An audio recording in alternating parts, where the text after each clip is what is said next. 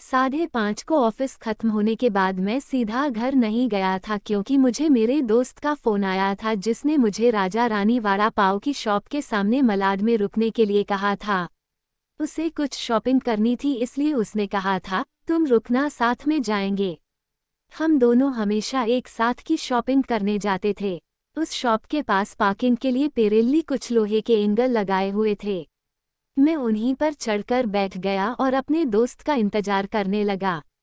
एक 70-72 साल का बुजुर्ग आदमी, आंखों पर मोटे कांच वाले चश्मे, नीली धोती और कुर्ता पहने मेरे पास आया क्योंकि मैं लोहे के एंगल्स पर 3-4 फुट ऊंचाई पर बैठा था। उसने मेरे घुटनों को छुआ और बोला, बेटा एक वड़ा पाव खरीद कर दे दोगे तो बहुत अच्छा होगा। बहुत ज्यादा भूख लगी है। मैंने जब उस बूढ़े आदमी की तरफ देखा तो वह मुझे रोजाना दिख रहे भिखारियों में से नहीं लगे। उन्हें देखकर ऐसा भी नहीं लग रहा था कि वह हर दिन भीख मांगते होंगे। ऐसे अचानक किसी बुजुर्ग ने मेरे पैरों को हाथ लगाया तो मुझे बहुत अजीब महसूस हुआ। मैं तुरंत एंगल से कूदकर नीचे खड़ा हो गया। मैंने अपने जेब में हाथ डाला और 50 रुपये निकालकर उस बुजुर्ग को देते हुए कहा, अंकल आपको भूख लगी है तो ये लीजिए 50 रुपये, कुछ खा लीजिए। बुजुर्ग ने कहा, नहीं बेटा पैसे मत दो, बस एक वड़ा पाव लाकर दे दो, उतना बस है मेरे लिए। ठीक है, मैं लाकर देता हूँ, आप यहीं बैठिए, कहकर मैं राजा रानी वड़ा पाव की दुकान में गया और एक वड़ा पाव खरीद कर लाया और बुजुर्ग को खाने के लिए दिया। बुजुर्ग नीचे बैठकर वड़ा पाव खाने लगे। मेरी तरफ देखकर वह बोले, ऊपर मत बैठो गिर जाओगे, यहाँ बैठो, मेरे पास कोई साथ बैठेगा तो मुझे भी दो निवाले अच्छे से खा जाएंगे। मैं उनका कहना टाल नहीं पाया और उनके साथ ही बैठ गया। फिर मैंने ऐसे ही उनसे सवाल करना शुरू किया, कहाँ से आए हैं, कहाँ जाएंगे, किससे मिलने आए हैं, वगैरह वगैरह। मैं नागपुर से आया हूँ, एक छोटे से गांव में रहता हूँ। यहाँ मुंबई में मेरा तुम्हारे जितनी उम्र का एक बेटा है, एक बड़ी कंपनी में इंजीनियर है, उससे मिलने आया हूँ। 2 साल पहले उसकी शादी हुई, लव मैरिज। बहू पढ़ी लिखी है, नए विचारों वाली। उसे सास ससुर यानी कि हम पति पत्नी गंवार लगते हैं, इसलिए हमारे साथ रहना उसे अच्छा नहीं लगता। इसलिए बेटा अब अलग रहता है, यही मुंबई में 2 सालों से। परसों मेरे इस मोबाइल पर उसका फ़ोन आया था, कह रहा था अमेरिका में नौकरी मिली है उसे, बीवी को लेकर जा रहा है अमेरिका 10 साल के लिए। यहाँ मुंबई में था तो 6 महीने में एक बार आता था, हम बूढ़े बूढ़ी को मिलने के लिए। अब इतने दूर परदेश जा रहा है, एक बार मिलने के लिए आओ बोला तो अब समय नहीं बचा है, परसों फ्लाइट में बैठकर जाना है कहता है।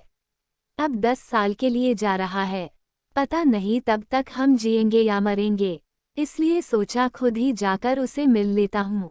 कल शाम से एयरपोर्ट को ढूंढ रहा हूँ लेकिन यहाँ के लोग कहते हैं कि इस एरिया में एयरपोर्ट है ही नहीं। बुजुर्ग ने एड्रेस वाली चिट्ठी मेरे हाथ में देते हुए कहा।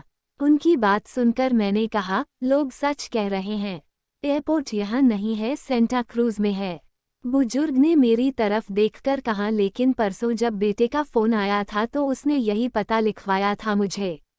लगता है ये फ़ोन भी खराब हो गया है, फ़ोन ही नहीं आ रहा है बेटे का। मैंने बताया था उसको कि मैं उससे मिलने आ रहा हूँ मुंबई।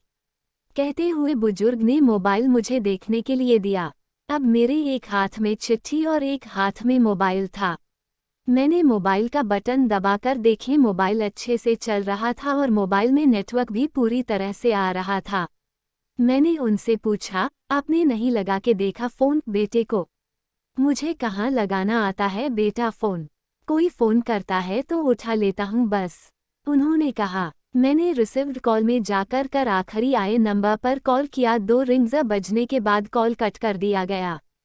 फिर मैंने एड्रेस की चिट्ठी खोलकर देखी, उसमें जहां हम बैठे थे वहीं का एड्रेस था, यानी कि जानबूझकर गलत एड्रेस दिया गया था।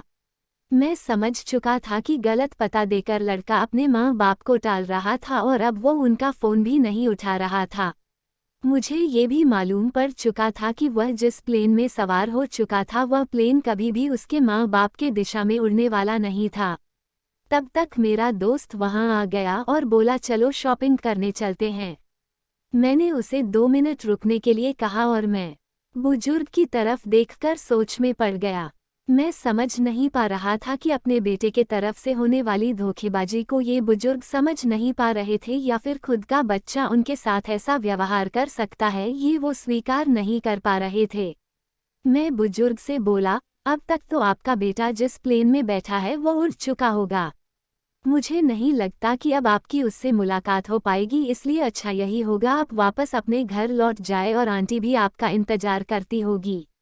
मेरी बात सुनते ही अगले ही क्षण उनकी आंखें भर आई। आंसू भरी आंखों से वह मेरी तरफ देखने लगे। घर जाने के लिए भाड़े के पैसे देते हुए मैंने उनके हाथों पर हाथ रखा और पूछा, अंकल मैं कब से आपके हाथों में ये डब्बा देख रहा हूँ। क्या है इस डब्बे में? मोतीचूर के लड्डू है, मेरे बेटे के पसंद के, उसके माँ ने भेजे हैं उसके लिए खुद बनाकर। बुजुर्ग ने कहा, किसी खंजर से मेरे दिल को चीर कर मेरे अंतःकरण को लहूलुहान कर दिया हो, ऐसी मेरी हालत हो गई। मैं निशब्द होकर बुजुर्ग की तरफ देखता रहा और वहीं बैठा रहा।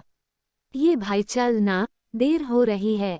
मेरे दोस्त की आवाज़ कानों में पड़ी तो मैं होश में आया और ऐसे ही उस भीड़ में उसके पीछे पीछे चलने लगा। घर पहुंचकर आधी रात तक मैं सो नहीं पाया।